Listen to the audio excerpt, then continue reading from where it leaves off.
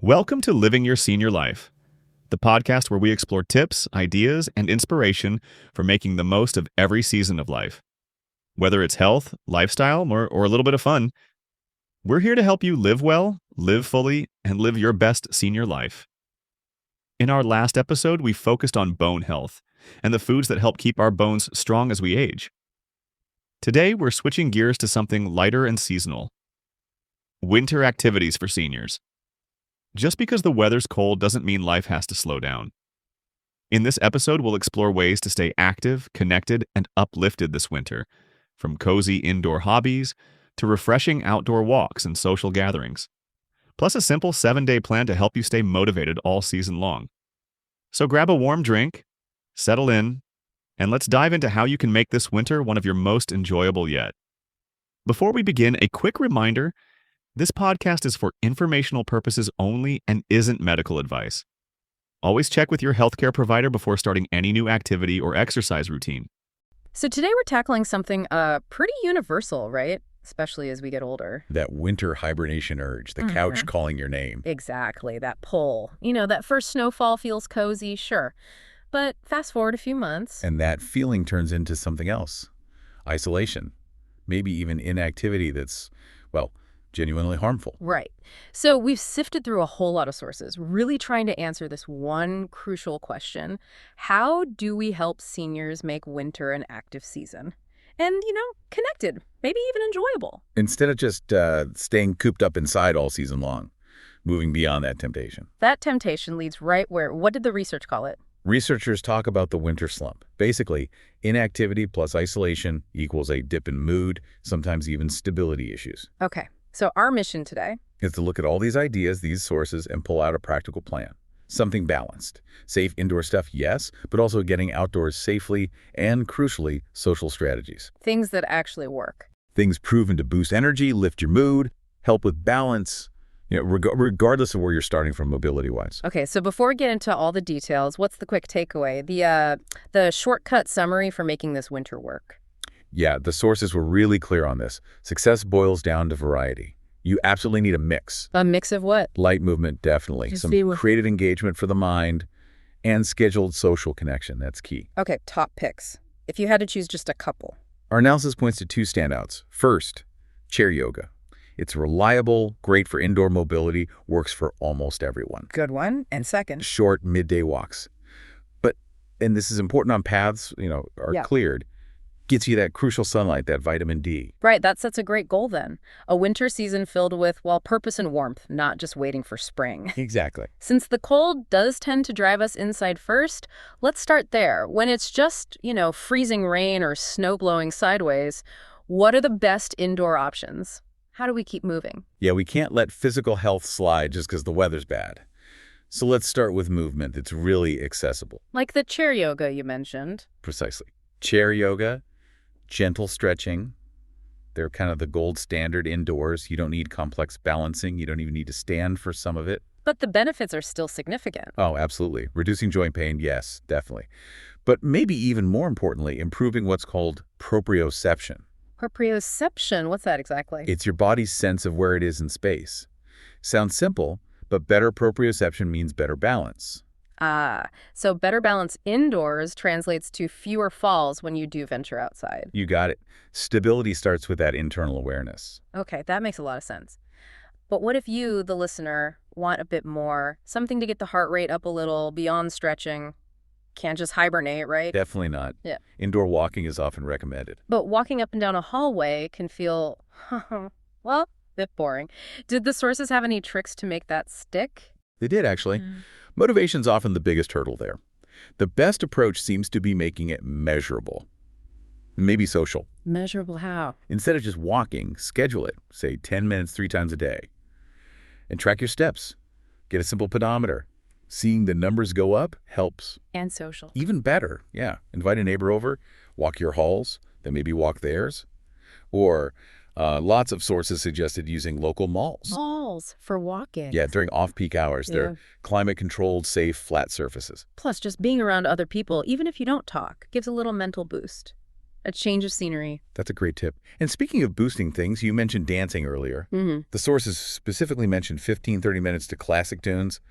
Why the specifics, like 50s to 70s music? That was fascinating, wasn't it? It seems to link movement directly to cognitive health, not just physical. Oh, Music from those eras often triggers really strong memories. Emotional nostalgia, so you're not just moving, which is good for the heart. you're also jogging the memory. Exactly. You're recalling positive times, boosting your mood, and getting a bit of a cardio workout all at once. It's a powerful combination. Okay, let's shift gears slightly to the purely cognitive side. Keeping the mind sharp indoors. Puzzles are a classic winter thing. But what's actually happening in the brain with, say, a jigsaw puzzle? Well, jigsaws are great for visual spatial reasoning, problem solving too. And for seniors, it's structured, kind of low-stress mental exercise. Any recommendations on type or size? The sources suggested starting around 300 to 500 pieces. Seems to be a sweet spot, engaging, but not usually frustratingly hard. And for a different kind of challenge. Maybe try 3D puzzles. They add that element of depth perception. Right. Now, puzzles can be a solo thing, which is fine, but you also mentioned social connection being key. Card games, board games, they fit here too. Absolutely crucial. Games like Bridge or Rummy, even Scrabble, they demand strategy. Short-term memory recall, planning ahead. And they're social by nature. Exactly. Setting up a regular weekly game night, that's one of the simplest ways to lock in that social time. Guarantees laughter, community. Really important during darker months. Definitely. Okay, one more indoor area. Creativity. Knitting, crafts. Why is maintaining hand dexterity specifically so important in winter? Seems like a small detail. It seems small, but it's actually key. Hmm. Think about it. Fine motor skills, the kind you use in knitting or crocheting. You need those every day. Like for Fastening buttons, zipping up those bulky winter coats, even just pouring a cup of tea without spilling. Maintaining that dexterity means maintaining independence. Ah, I see. And there's a mental benefit too. For sure, that sense of accomplishment. Especially, some sources suggested, if you make things to donate, like hats for a local shelter. Turns a relaxing hobby into something with real purpose. That's lovely. And if you're missing greenery, missing summer life, you can bring it indoors. Indoor gardening. It's a fantastic mood booster. Seriously, having something living to care for each day. What kind of things are easy to grow inside? Sources suggest herbs like basil or mint on a sunny windowsill. They're pretty forgiving, and you get fresh herbs. Plus, they slightly improve air quality. Any other ideas for bringing life indoors? Forcing spring bulbs is a great midwinter project. Things like paperwhites, narcissus, or hyacinths. You plant them indoors, and they bloom right when you need that burst of color and fragrance the most. A real psychological lift. Nice. And finally, for quiet time, reading. Always good for the mind. Absolutely. Lower stress, keeps you engaged. And remember, if vision is a challenge, there are options. Like large print books. Large print, e-readers where you can bump up the font size and contrast, or audiobooks. They're great because you can listen while your hands are busy with that knitting project we talked about. Okay, so we've really optimized the inside, but now we need to tackle the bigger challenge for many, getting outside. We know fresh air, sunlight, vitamin D are good for us. Invaluable, really, for sleep regulation. But the risks are real too. Falls, the cold itself. How do we balance the benefits with, well, the non-negotiable safety rules? This is where we have to be really practical, maybe even a bit strict with ourselves. The sources hammered this home. Maximize the safe time. Meaning? Stick religiously to the warmest, brightest part of the day. Generally, that's between 10 a.m. and 2 p.m. And the number one rule for any outdoor activity is preparation. Preparation first. It still feels a bit counterintuitive, though, forcing yourself out when it's freezing. Did the sources justify that risk-reward? They did, and the science leans heavily towards safe outdoor time. Even 15 minutes of midday sun, even if it's cloudy, helps regulate your body clock, your circadian rhythm. That means better sleep at night. Okay, so the benefit is real, but the risk mitigation has to be thorough. Absolutely. It comes down to two main things: the layering strategy for clothes and the right footwear. Let's nail down that safety protocol. Starting from the ground up, footwear is everything, right? It's probably the single most critical thing to prevent falls on ice or snow. You absolutely need non-slip, waterproof boots. Yeah. Look for aggressive, deep treads. That's what gives you traction. What about really icy areas, black ice? Sources strongly recommend considering removable ice cleats or grips. Those things you stretch over your existing boots. Never, ever go out in smooth-soled shoes or boots with worn-down treads. Just don't risk it. Okay, boots secured. Now, clothing. The layering strategy. I've heard warnings about wearing cotton in the cold. Why is that so bad? The cotton issue. It's dangerous because it holds moisture. When you walk, even a little, you sweat. Cotton absorbs that sweat and keeps it right next to your skin. Then when you stop moving, That damp layer gets cold fast. It pulls heat away from your body through evaporation. That could speed up hypothermia dramatically. wow. Okay, so the first layer, the base layer against your skin. Must be moisture wicking. Synthetics like polyester or merino wool. Absolute, not cotton. Got it. That's a crucial detail. So wicking base layer, what's next? Your middle layer is for insulation, trapping warm air. This is where fleece, down, or thicker wool comes in. And the outside. The outer layer needs to block wind and water. Waterproof, windproof. And ideally make it a bright color. Helps drivers and others see you easily. Good point. Accessories. Don't forget them. Mittens are generally warmer than gloves because your fingers share warmth. And a hat or earmuffs are essential. You can lose, up to 30% of your body heat through your head? So cover up. Okay, safety gear is locked down. We're ready to step outside during that 10 a.m. to 2 p.m. window. What activities did the sources recommend? Simple winter walking is number one, provided the paths are well maintained and cleared. Always good practice.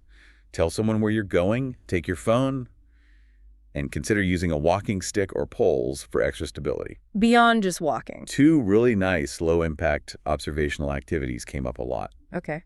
First, bird watching. Winter birds can actually be easier to spot without all the leaves on the trees. It encourages you to be quiet, observant, maybe keep a little birding journal. Adds purpose. I like that. And the second? Nature photography. Doesn't have to be fancy. Your smartphone camera is perfect. Capturing the beauty of frost patterns, ice formations, snow on branches. Yeah. It turns a simple walk into a bit of a treasure hunt. Gives the walk a focus. And if someone is looking for more of a workout, something more strenuous. Snowshoeing got high marks. It's surprisingly low impact because the snowshoes spread your weight out, but it's a great full-body workout. Gives you resistance. Any caveats for snowshoeing? Oh, definitely. Start small, flat, easy trails first, and maybe rent the gear before you buy a pair just to see if you actually enjoy it. Don't overdo it on day one. Good advice. Now, this all hinges on being safe. Before we move on, we really need to repeat those key health warnings the sources mentioned. Yes, absolutely critical. Anyone with conditions like poor blood circulation, heart issues, or diabetes needs to be extra careful. These conditions make you more sensitive to cold. Discuss it with your doctor. And everyone needs to know the warning signs of hypothermia. Everyone. Uncontrollable shivering is the first sign. But also watch for confusion, unusual drowsiness, slurred speech, or a weak pulse. If you notice these in yourself or someone you're with, get inside, get warm, and seek medical help immediately. Don't wait. Okay, vital advice. Now let's pivot to something just as important for beating the winter blues. Social connection. Community engagement.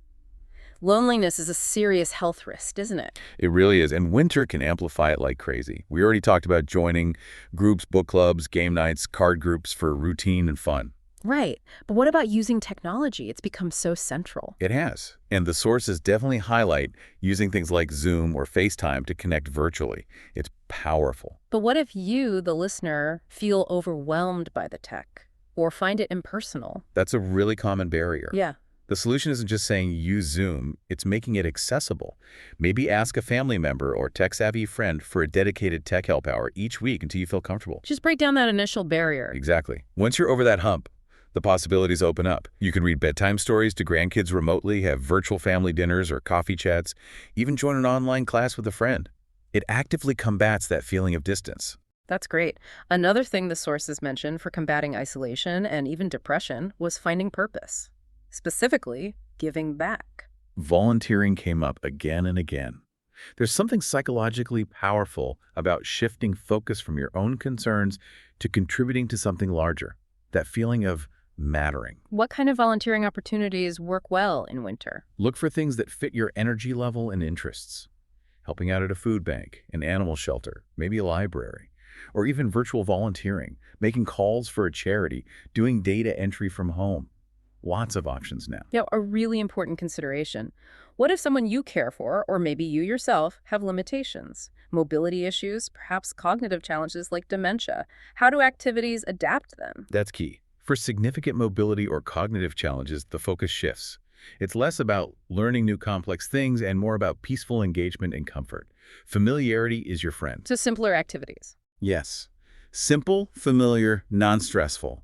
Listening to beloved old songs. Looking through photo albums together, talking about memories. Simple sorting tasks, like colored blocks or folding laundry things that use gentle motor skills but aren't frustrating.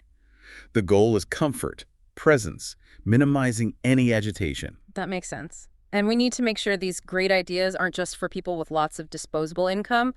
Best budget-friendly options. Oh yeah, the sources were clear. Yeah. You don't need to spend a lot to stay active and connected. Check your local library and community center first. They often have tons of free classes, lectures, movie screenings. Good starting point. Host a potluck instead of going out to eat. Organize a book swap or puzzle exchange with neighbors. Simple things that foster connection without breaking the bank. Okay, this brings us neatly to the action plan. We got all these ideas. Before anyone jumps into a new routine, especially if they've been less active, what's the absolute first step? Non-negotiable. Talk to your doctor or healthcare provider. Seriously. Especially if you've been pretty sedentary, or if you're managing any chronic conditions, heart disease, osteoporosis, diabetes, anything like that. Don't start a new exercise plan without getting the green light. What should you specifically ask the doctor about? Ask what level of intensity is right for you, how you might need to modify certain activities like chair yoga poses or walking pace based on your specific joints or limitations. And importantly, ask about any personal warning signs you should watch for during activity, beyond the general ones like hypothermia. Get that personalized advice first. It's the foundation for doing this safely and effectively. Okay, so assuming you've got the go-ahead, the sources offered a really helpful template. It's a 7-day activity plan structure, just to give people a starting point. Yeah, it's less about following it rigidly, more about seeing the pattern. Routine and variety. Start simple, build up. Walk us through it briefly. Okay, so day 1 might be gentle movement, like that chair yoga. Day 2, something cognitive, puzzles, maybe learn a new card game. Day 3, get creative or nurturing. Bake something new. Tend to those indoor plans. Okay. Day 4, that crucial short outdoor walk during the safe 10-2 window. Day 5, make it social. Call a friend. Join that virtual chat group. Day 6, maybe something cultural. Watch a documentary, visit a museum online, or, if possible, in person. And day 7? Reflection. Look back at the week. What did you enjoy? What felt good? And then plan for the next week. Keep the momentum going. I love that structured, balanced approach. And just for quick reference, the sources also suggested thinking about activities by difficulty and social level, right, to ensure that variety. Exactly. You've got your easy stuff like reading or simple crafts. Yeah. Then more challenging things like maybe learning a new skill or trying snowshoeing. And socially, you range from solo time like journaling or listening to music up to large group things like senior center events. The key is to mix it up. Pick something from different categories each week. Ensure you're getting movement, mental stimulation, and social connection. That's the winning combo. Perfect. That really brings us to the end of this deep dive. We've covered so much ground. The key ingredients seem to be focus on indoor stability and movement with things like chair yoga. Right. Prioritize keeping the mind sharp with puzzles, games, crafts, reading. Commit to safe outdoor time, midday sun, proper boots, proper layers. Absolutely. And weaving in that social connection, whether it's in person or virtual. It all comes down to small, steady actions. But the sources have one final, really interesting tip for making it stick, didn't they? They did. It was about tracking progress, but not just activities. They suggested also tracking your mood. Tracking which activities actually make you feel happiest. That's a brilliant metric for success. Isn't it? So for you, the listener, here's our final thought to ponder, building on that insight. If tracking mood is a key predictor of sticking with it, how can you consciously structure your weekly plan around, say, the top 3 activities that consistently bring you the most joy? Turning happiness itself into a deliberate strategy for staying healthy and engaged this winter. Exactly. So maybe think about it right now. What are those 3 things for you? It's the game night, the bird watching, baking those cookies. Choose those 3 joy sparkers and make them non-negotiable appointments in your calendar this week. See how it feels. Thank you for joining us for today's episode of Living Your Senior Life. I hope you found some new ideas and inspiration for making the most of the winter months. Whether that means trying a new hobby, planning a short outing, or simply connecting with others in meaningful ways. You can find the full list of activities, safety tips, and even a 7-day winter plan on the blog at livingyourseniorlife.com. Just look for winter activities for seniors. If you enjoyed this episode, please follow or subscribe wherever you listen to podcasts. And if you know someone who could use a little winter inspiration, share it with them too. Until next time, stay warm, stay active, and remember, every season brings new ways to live your best senior life.